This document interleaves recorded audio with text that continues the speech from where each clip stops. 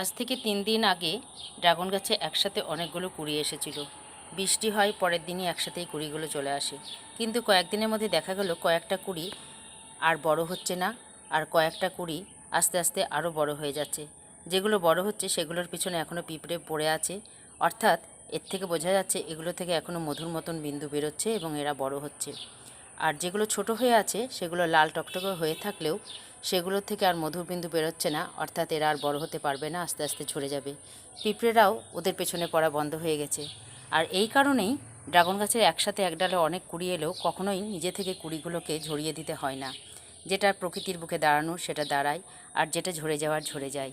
কোনটা ঝরে যাবে আর কোনটা টিকবে সেটা আগে থেকে বোঝা যায় না।